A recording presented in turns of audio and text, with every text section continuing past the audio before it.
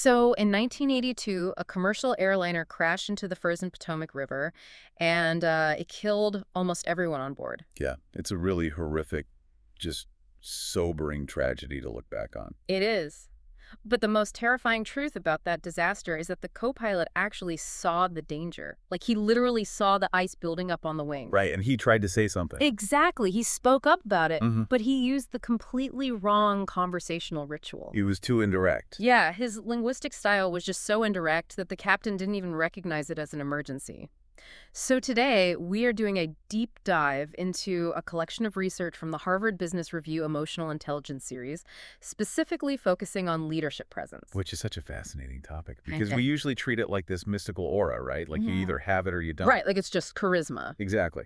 But the invisible rules you use to communicate, to project authority at work, they don't just decide whether you get a promotion. In extreme cases, like you just mentioned, they dictate whose ideas actually survive. And whose get totally buried, which is our mission for this deep dive. Whether you're listening right now and prepping for a massive high-stakes meeting or, maybe you're stepping into a brand new management role. Or honestly, even if you're just insanely curious about why some people can naturally command a room while others are just completely ignored. Oh, absolutely. We are going to unpack the actual mechanics of executive presence today.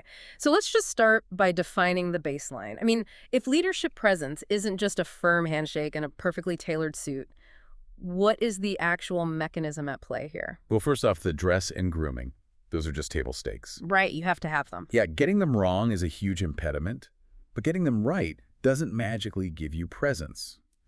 True executive presence actually boils down to projecting what researchers call mature self-confidence. Mature self-confidence. Okay, so what does that actually look like? It's basically the outward signal that you can take control of difficult, unpredictable situations, that you can make tough decisions and really hold your own with other talented, strong-willed people. So it's less of a personality trait and more of like an adaptable toolkit. Exactly. It's contextual awareness. To make this concrete, let's look at the two contrasting examples from the text. You've got Frank Simmons. Ah, yes, Frank. Right. Frank is highly competent. He is great at his job, always prepared. But physically, the guy just sabotages himself. His posture is terrible. Yeah, he's hunched over, he rambles when he presents, and he is just way too deferential to executives. So on paper, top performer, but he never gets promoted to the C-suite because his physical and verbal signals broadcast discomfort. He doesn't look like he trusts his own expertise. Exactly. Now contrast him with Lydia Taylor. Lydia is soft-spoken. She doesn't walk in and immediately try to dominate a room of 20 people. But she has incredible presence. Right. She's this incredible active listener, totally unflappable under pressure, and she uses this very dry sense of humor to diffuse tension. And crucially, she stands her ground, but in a firm, non-confrontational way. Yes.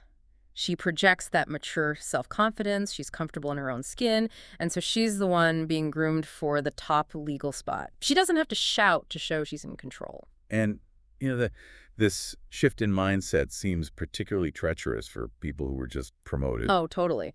For anyone listening who is making that jump from individual contributor to manager, your entire value system has to change practically overnight. That transition is honestly where a lot of careers just stall out. Yeah. Because as an individual contributor, your value is derived entirely from your own output. Right, your personal competence. Yeah. But when you become a manager, you have to make this values-based transition, guiding, coaching, and elevating other people. That is now your core metric of success. So if you're still just trying to prove you're the smartest person in the room, you're going to alienate your team. Your presence has to shift to reflect that new reality. and a huge part of navigating that shift is reading the context of the room. Which brings us to the story of Nancy from the sources. Poor Nancy. Seriously. So Nancy memorizes her presentation. She has every single tactical talking point down cold. And she walks into this executive meeting ready to just crush it. But it doesn't go well? No. Her executive, Jack, completely shuts her down in front of everyone. And it wasn't even because her data was wrong. It was because her project wasn't relevant to the strategic context of that specific meeting. Right. She fell into this really common trap of confusing preparation with strategic alignment. She brought a tactical status update to a meeting where the executives were in a high-level resource-cutting mindset, She just failed to understand her expected role in that moment. Which means executive presence requires you to be constantly analyzing the room. Like, are you there to make a final decision? Or are you there to just offer one piece of a larger puzzle? Or are you just in learning mode, observing the political dynamics? But I struggle with this concept a bit, to be honest. How so? Well, if I'm constantly analyzing the room to figure out my expected role, and I'm always shifting my behavior to match what the executives want, doesn't that just make me a chameleon? That's a fair point. Like, how do you maintain any sense of authentic leadership if your presence is entirely dictated by whatever the context of the meeting is? Yeah, that is a fundamental tension in leadership. Yeah. But we kind of have to reframe what authenticity actually means in a professional setting. Okay, reframe it how? Well, authenticity isn't about being rigidly the exact same in every single situation, regardless of what the organization needs. Right. Effective leadership presence is dynamic. You have your core values, absolutely. But you are bringing forward the specific tools from your authentic toolkit that best serve the shared goal of that moment. So whether that's aggressive advocacy or quiet observation or mediation? Exactly. You aren't faking a personality. You're just deploying your skills strategically. Okay, that makes a lot of sense. So for you listening right now, consider your own default mode in meetings. Do you consciously identify your expected role before you speak? Or do you just jump in because you prepared material? Right, because you feel the need to justify your presence in the room. It's a subtle shift, but it really dictates how others perceive your value. But, knowing your role is only half the battle. Yeah, we have to look at the biology of how we actually project that presence, which takes us all the way back to Machiavelli's 500-year-old question. Is it better to be loved or feared? Exactly. And behavioral science is finally providing a definitive answer to this. Yeah, when human beings evaluate a leader, our brains instinctively process two primary dimensions: warmth and strength. Warmth being how trustworthy or empathetic they are. Right, and strength being their competence and capability. Biologically, we are asking two basic survival questions. What are this person's intentions toward me, and are they capable of acting on those intentions? See, the classic business advice I've always heard is that you have to project strength first. Never let them see you sweat. Show them who's boss on day one. Exactly. Establish authority, and then maybe, I don't know, you soften up 6 months later once they respect you. Wait, so is that biologically backwards? It is entirely backwards. The research shows that warmth must be established first. Really? First? Yes. If you project raw strength and competence before establishing trust, you actually trigger a threat response. Huh. You elicit fear. And fear is terrible for a team. It dramatically undermines cognitive potential, creativity, problem solving, all of it. Okay, but let me push back with a real-world dilemma here. Go for it. Say I walk into a turnaround situation. The team is bleeding money, morale is in the toilet, everyone is panicking. If I lead with warmth and a smile, won't I just look completely naive? Like, how does warmth not translate as weakness in a crisis? That is such a vital distinction to make. Warmth does not mean toxic positivity. Right. It doesn't mean naivety. In a crisis, warmth is grounded composure. It's the physiological signal to your team that you are not panicking. Because when a leader leads with fear or raw authority during a crisis, it creates this economic scenario known as the tragedy of the commons. The tragedy of the common. Exactly. Instead of collaborating for the shared health of the company, employees go into pure survival mode. They start hoarding resources. Hoarding resources, hiding information, blaming each other just to protect their own jobs. The company bleeds out even faster. Warmth is the conduit of influence. It reassures the team that it is safe to collaborate. And the physiological profile of leaders who do this well is fascinating in the text. They call it the physiology of the happy warrior. Yes, the happy warrior. Effective leaders actually possess a very specific hormone profile. They have high testosterone, which makes them assertive, decisive, risk-tolerant, but they combine that with low cortisol. Meaning they experience very low internal stress. Right. They can face massive corporate troubles without being physiologically troubled themselves. The text cites former Texas Governor Ann Richards as a prime example of this. She was phenomenal at this. She tackled these intense, highly partisan political issues, but she always paired that authority with a relaxed posture. A genuine smile, quick wit. Her low cortisol physiology was basically contagious. It reassured everyone that she was in control. Which brings up the question of how you can actually hack this if you don't naturally have that hormone profile. Right, because not everyone is naturally a happy warrior. No, definitely not. But before a high-stakes interaction, You can temporarily alter your body chemistry by doing power poses for just 2 minutes. Like the Wonder Woman pose. Yes, standing expansive, hands on your hips, feet apart, it actually lowers your cortisol and raises your testosterone. And then once you're in the meeting, to convey that grounded warmth, you drop the pitch and volume of your You voice. speak like you're confiding in a trusted friend. You don't amp up this fake, booming enthusiasm. And facial expressions are critical here too. A forced, polite smile actually signals anxiety, not warmth. A genuine smile has to involve the orbicularis oculi muscles. The crow's feet around your eyes. Mm. Because if you force a smile with your mouth but you raise your eyebrows, you don't look like a warm, composed leader. No, you do not. You look like a terrified hostage. And because emotions are biologically contagious, the second you accidentally signal anxiety, the entire boardroom catches it. Exactly. You really have to master your own physiology before you can manage the room's psychology. So, okay, we can hack our hormones to project warmth and strength, but here's the truly terrifying part of the research. The linguistic traps. Yes, you can have all the biological warmth and mature self-confidence in the world, and it literally won't matter if you are broadcasting it in a linguistic frequency your boss simply cannot hear. This ties into the foundational sociolinguistic work of Deborah Tannen. We all tend to operate under this delusion that communication is just about exchanging literal information. Right, just data transfer. But the syntax, the pacing, the indirectness of how we speak, those are learned social behaviors. And they're heavily dictated by power dynamics, culture, and gender socialization. Let's bypass the basic idea that men and women just communicate differently and actually look at how Tannen's framework maps to modern power structures. Because a lot of this traces back to childhood conversational rituals that calcify when we become adults. Exactly. Boys often learn to interact in large hierarchical structures. The linguistic goal there is to display status, issue directives, and aggressively avoid being put in a one-down position, Whereas girls are often socialized in smaller, more egalitarian structures. where the goal is to emphasize rapport, share credit, and use mitigating language to avoid being labeled as bossy. And when those two fundamentally different linguistic frameworks collide in a corporate hierarchy, the miscommunications are just staggering. Let's take the ritual of apologizing. Oh, this is a big one. Right. In many rapport-based linguistic styles, saying, "I'm sorry," is a ritualized expression of empathy. It just means, I am sorry this situation is frustrating for you. It's a tool to smooth over a rough interaction. But in a status-based linguistic style, an apology is interpreted completely literally. It's viewed as an admission of fault. A voluntary acceptance of a one-down position. Right. So you have an executive who uses an apology to build a bridge, and her colleague walks away thinking she just confessed to gross incompetence. And the same breakdown happens with feedback.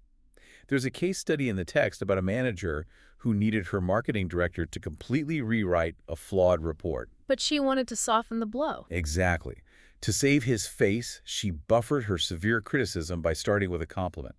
She used mitigating language. And the marketing director completely missed the mandate. Completely missed it. Because he filtered information through a direct, status-based hierarchy. He assumed the first thing she said, the praise, was her primary point. So he categorized the actual criticism as just some minor, optional afterthought. He didn't rewrite the report. She viewed him as insubordinate, and he viewed her as a totally inconsistent communicator. Which brings us back to the Air Florida crash we talked about at the very beginning of the deep dive. This isn't just about hurt feelings in marketing. Mitigating language can literally be fatal. The co-pilot saw the ice on the wings. But because he was in a subordinate role to the captain, he defaulted to extreme indirectness. He didn't just say, "Captain, abort the takeoff, the wings are icing over." No, he used mitigating syntax. He said something like, look how the ice is just hanging on his back there, see that? He relied on the captain to decode the hint, and the captain didn't. It's the ultimate tragedy of power dynamics intersecting with linguistic style. In Western business cultures, authority is heavily correlated with directness. So those who utilize indirectness, often out of a socialized desire to maintain harmony, they're routinely misjudged as lacking confidence or vision. Or lacking the appropriate executive demeanor. So this feels like a massive trap. If I'm listening to this and my natural linguistic style is collaborative-like, if I instinctively share credit by saying we instead of I, and I use mitigating language to build consensus, am I just doomed. It could definitely feel that way. Is the only solution to just adopt a hyper-aggressive, status-based way of speaking? No, and actually, attempting to do that usually backfires because it violates that mature self-confidence we discussed earlier. It looks fake. Right. So what is the solution? It's twofold. First, as an individual, you must develop linguistic awareness. You have to understand how your specific syntax is being decoded by the power players in the room. You might need to adjust your directness when you're dealing with someone who only hears literal commands. Okay. And the second part? More importantly, if you are a leader, it is your operational responsibility to change the acoustics of your organization. Change the acoustics. I like that. You have to build structured meetings that force different linguistic styles to the surface. Otherwise, you will consistently overlook brilliant strategic insights simply because they were delivered quietly or indirectly. Okay, so we've established that projecting presence is this incredibly delicate tightrope walk. You have to read the context, balance warmth and strength, navigate these invisible linguistic traps. It's a lot of work. But what if you don't struggle with any of this? What if you are naturally magnetic, you own every room you walk into, and you possess off-the-charts charisma? Ah, the charisma trap. Mm. The research introduces a massive caveat here.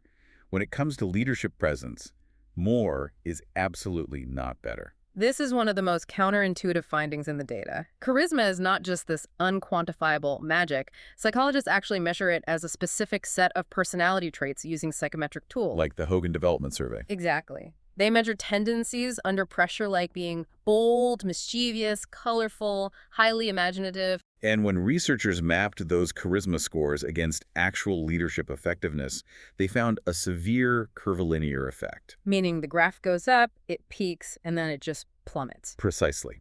As a leader's charisma increases, their perceived effectiveness increases alongside it, but only up to the 60th percentile. Which is just slightly above average. Right. Once a leader's charisma pushes past that peak into the highly charismatic territory, their actual effectiveness ratings aggressively decline. It's like hot sauce. A little bit makes the dish amazing, but if you dump the whole bottle on, you ruin the meal and leave everyone crying. Or another analogy.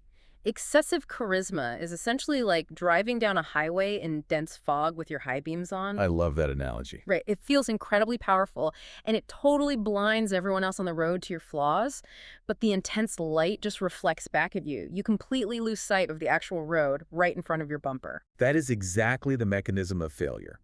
Highly charismatic leaders over-index on strategic behavior. They are phenomenal at painting the grand vision, delivering the inspiring keynote, rallying the troops. But they fail significantly at operational behavior. They cannot execute the mundane, day-to-day logistical activities required to actually implement their grand vision. They are blinded by their own high beams. And without that operational grounding, the text shows that charisma metastasizes. High self-confidence turns into narcissism. High risk tolerance turns into manipulative, impulsive behavior. And the desire to be colorful turns into these eccentric distractions that pull the entire workforce away from the core mission. It's a mess. But wait, if highly charismatic people are inherently blinding everyone with their high beams and inherently overestimating their own effectiveness, how do they ever realize they're failing operationally? Usually they don't, because their charisma creates a reality distortion field. They are so persuasive that they can talk their way out of operational failures. They convince themselves and everyone else that the details don't matter because the vision is so grand. So how do you puncture that distortion field? Through highly structured, unvarnished feedback mechanisms. They absolutely require rigorous 360-degree reviews where peers, subordinates, and superiors can anonymously rate their day-to-day effectiveness. Without a relentless external reality check, a highly charismatic leader will just charm their way into operational collapse. Exactly. It's a phenomenal paradox to end on. So let's pull all of these threads together.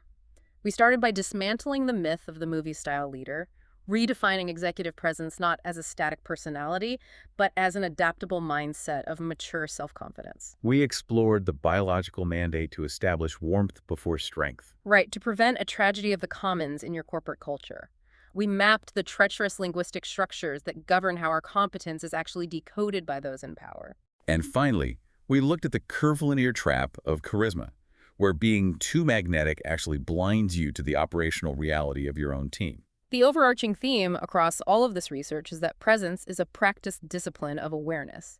It's about understanding the mechanics of how you affect others, physically, linguistically, and emotionally. So observation is always the first step to mastery. Once you can actually see the linguistic and biological frameworks operating around you, you can begin to navigate them intentionally. Which means, for you listening, here is your challenge for the week. Tomorrow, I want you to observe the invisible mechanics in your own workplace. Notice who uses ritual apologies when they haven't actually made a mistake. Pay attention to how feedback is delivered, too. Is it direct, or is it heavily buffered with mitigating language? And before your next high-stakes interaction, find a private space, adopt a 2-minute power pose, and see if you can feel that biological shift into a grounded, low cortisol state. But I want to leave you with one final provocative thought to mull over based on everything we've unpacked today. Oh, let's hear it. If leadership presence relies entirely on analyzing the context to play your expected role, if it requires biologically manipulating your own hormones in a bathroom stall, and if it demands dialing back your natural charisma just to remain operationally effective, is the modern corporate obsession with authentic leadership actually just a comforting myth? That is a fascinating question. Right. Is executive presence ultimately just a highly calculated linguistic and biological performance tailored entirely to the audience? Yeah. Think about that the next time someone seamlessly commands a boardroom. Maybe they aren't naturally gifted at all. Maybe they just understand the mechanics of the